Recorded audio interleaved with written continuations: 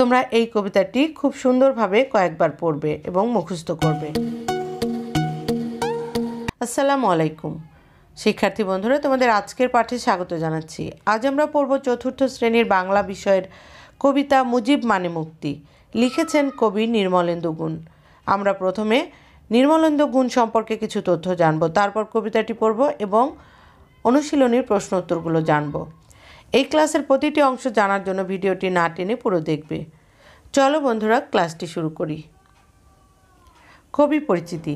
কবি নির্মলেন্দু গুণ 1945 খ্রিস্টাব্দের 21শে জুন নেত্রকোনা জেলার বারহাট্টা উপজেলার কাশবন গ্রামে জন্মগ্রহণ করেন। তিনি বাংলাদেশের একজন অন্যতম কবি। সাংবাদিকতা তার পেশা। তার উল্লেখযোগ্য কাব্যগ্রন্থ মুজিব, লেলিন, ইন্দিরা, প্রেমাংশু রক্ত চাই, না প্রেমিক না বিপ্লবী, চৈত্রের ভালোবাসা, বাংলার মাটি বাংলার জল প্রভৃতি। ছড়ার বইয়ের মধ্যে সোনার কুটার উল্লেখযোগ্য। সাহিত্য অবদানের জন্য তিনি বাংলা একাডেমি পুরস্কার 1982, 21শে পদক 2001 ও স্বাধীনতা পুরস্কার 2016 লাভ করেন। শিক্ষার্থীরা, এখন আমরা কবিতাটি পড়ব। মুজিব মানে মুক্তি। লিখেছেন কবি নির্মলেন্দু গুণ।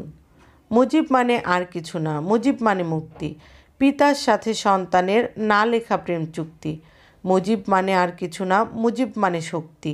উন্নত বীর বাঙালির চিরকালের ভক্তি। মুজিব মানে আর কিছু না, মুজিব মানে রক্ত। মুজিব আমার শক্তি সাহস, আমি মুজিব ভক্তি। শিক্ষার্থীরা, আমরা কবিতাটি পড়ে নিলাম। এখন আমরা অনুশীলনীর প্রশ্নের উত্তরগুলো জানব।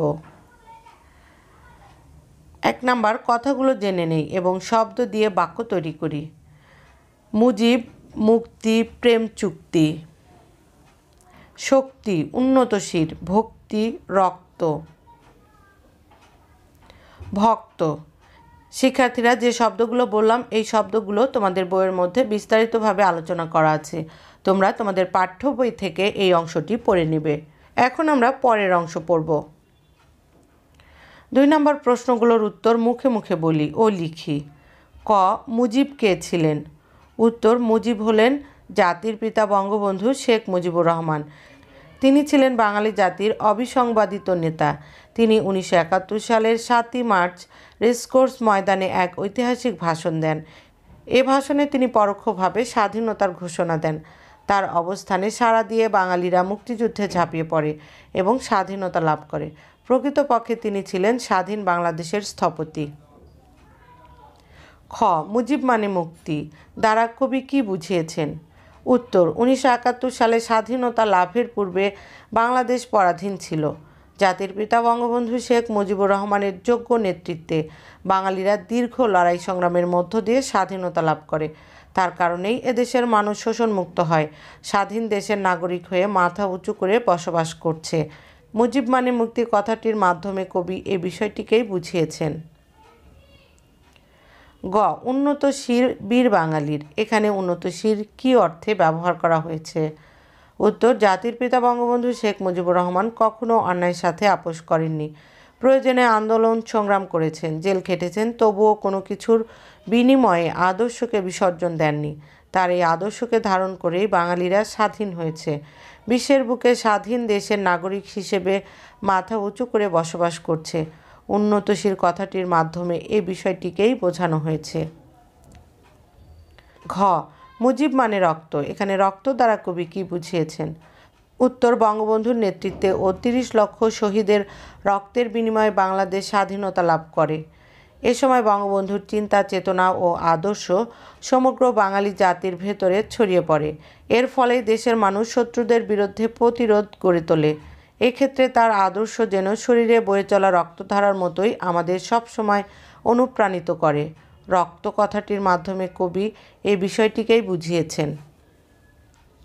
উম, আমি মুজিব ভক্ত। এখানে মুজিব ভক্ত কারা?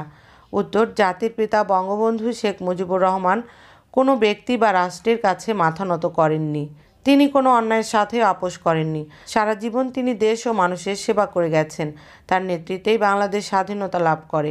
এজন্য তার চিন্তা, চেতনা ও আদর্শ দেশপ্রেমিক মানুষকে আজও অনুপ্রাণিত করে। এই দেশপ্রেমিক ও সৎ মানুষেরাই মুজিব ভক্ত।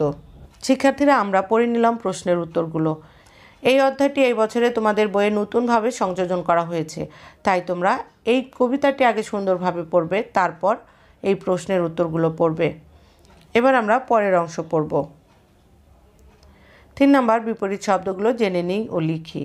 মুক্তি বন্ধন, চুক্তি বাতিল, শক্তি দুর্বলতা, ভক্তি অভক্তি, সাহস ভয়। শিক্ষার্থীরা তোমরা এই বিপরীত শব্দগুলো শিখবে, তারপর তোমাদের খাতায় লিখে নিবে। 4 নম্বর শূন্যস্থানের ঠিক শব্দটি লিখি। ক পিতার সাথে সন্তানের না লেখা প্রেম চুক্তি।